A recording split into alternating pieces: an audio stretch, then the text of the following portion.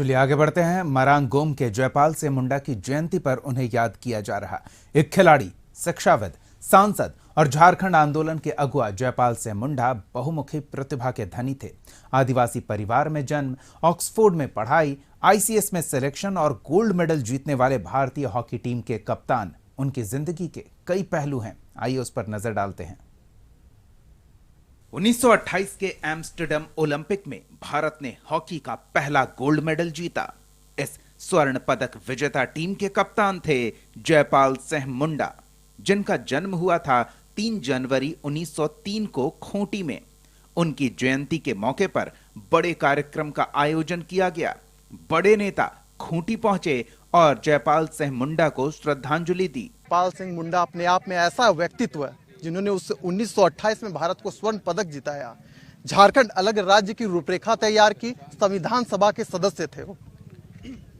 एक महान व्यक्तित्व के धनी, बहुआयामी व्यक्तित्व के धनी के रूप में उन्होंने झारखंड का ही नेतृत्व नहीं किया बल्कि देश का नेतृत्व खेल के माध्यम से जहां किया, वहीं उन्होंने झारखंड का यदि आप मानचित्र देखेंगे कि ग्रेटर झारखंड कैसे बनना चाहिए, तो उस मानचित्र को उन्होंने ही बनाया था। बाद में बिहार के हिस्सों को लेकर के झारखंड प्रांत बना, लेकिन मैं ये कहूँगा कि यह सपना उन्हीं का, उन दिनों का, कि झारखंड अलग प्रांत यहाँ के लोगों को मिलना चाहिए। तो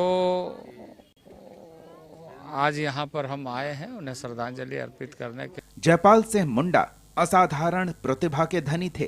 खिलाड़ी, राजनीतिज्ञ, पत्रकार, लेखक, संपादक, शिक्षाविद के तौर पर उन्होंने अपनी छाप छोड़ी। इसके साथ वे झारखंड आंदोलन के प्रणेता भी रहे। आदिवासी परिवार में जन्मे जयपाल सिंह मुंडा कम उम्र में ही अपने गांव में मिशनरियों के ध्यान में आ गए। उनके परिवार ने ईसाई धर्म अपना लिया था। रांची में उनके स्कूल सेंट पॉल के प्रिंसिपल ने उन्हें अपने संरक्षण में ले लिया और आगे की पढ़ाई के लिए ऑक्सफोर्ड यूनिवर्सिटी भेजा गया। जयपाल ब्रिटेन में ऑक्सफोर्ड ब्लू से सम्मानित होने वाले पहले भारतीय छात्र थे। पढ़ाई में अव्वल होने के साथ ही जयपाल सिंह मुंडा खेल में भी आगे रहे। वो पूरे भारत के रत्न रहे हैं और 1928 में जब हॉकी खेलते थे और देश के लिए स्वर्ण पदक जीतने का काम किया है और संविधान कमेटी के सदस्य भी रहे हैं। उन्होंने संविधान बनाने का भी उन्होंने काम किया है और जयपाल सिंह स्टेडियम उनके नाम से यहाँ स्टेडियम भी बना हुआ है और जयपाल सिंह हम सभी के आदर्श रहे। जयपाल सिंह मुंडा का सिलेक्शन आईसीएस में भी हुआ, लेकिन जब मौका आईसीएस और हॉकी में से एक को चुनने का आया, तब उन्होंने आईसीएस से इस्तीफा दे दिया। बाद में उन्होंने घाना के प्रिंस ऑफ वेल्स कॉलेज में शिक्षक का पद स्वीकारा।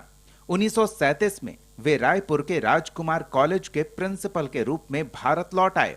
1938 में वे विदेश सचिव के रूप में बीकानेर रियासत में काम करने लगे और फिर 1939 में आदिवासी महासभा का गठन कर बिहार और झारखंड को अलग करने की मांग उठाई। झारखंड के अलग राज्य के आंदोलन की नींव उन्होंने ही रखी थी। आज मरांग गोम के जयपाल सिंह मुंडा की सिर्फ जयंती ही नहीं है, बल्कि 1925 ईस्वी में मरांग गोम के जयपाल सिंह मुंडा को ऑक्सफोर्ड ब्लू का खिताब मिला था। पहली बार वर्ल्ड का पहला खिलाड़ी थे जिन्हें ऑक्सफोर्ड ब्लू का खिताब मिला। आज 100 साल हो गया, 1925 और 2025 100 साल हो गया। ये सेलिब्रेशन पूरे इंडिया भर में होना चाहिए, लेकिन दुर्भाग्य है कि आज केंद्र की सरकार के द्वारा जो ऐसा मनाया जाना चाहिए वैसा नहीं मनाया जा रहा है। 1946 में जयपाल सिंह मुंडा बिहार से संविधान सभा के लिए चुने गए। वे उन गिने चुने लोगों में शामिल थे जो संविधान सभा के लिए स्वतंत्र उम्मीदवार के तौर पर चुने गए। उन्होंने इस मंच का उपयोग आदिवासियों के हित को बढ़ाने और हित के संरक्षण के लिए किया। देश को आजादी मिलने के बाद भी जयपाल सिंह मुंडा ने आदिवासी अधिकारों के लिए काम करना जारी रखा।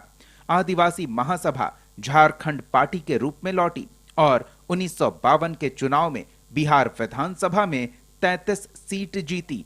जयपाल सिंह मुंडा 4 बार 1952, 1957, 1962 और 1967 में लोकसभा के लिए चुने गए। वो खिलाड़ी भी थे, नेतृत्वकर्ता भी थे और साथ ही साथ मुखर तरीके से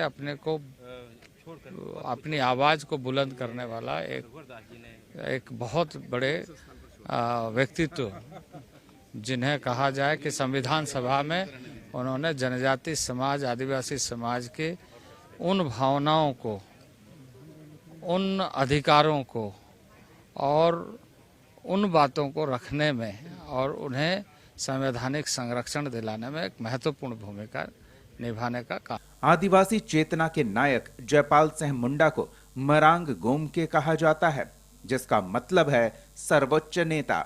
1970 में उनका निधन हो गया, लेकिन जिस अलग झारखंड राज्य की आवाज उन्होंने उठाई थी, वो उनकी मौत के 30 साल बाद साल 2000 में पूरा हुआ।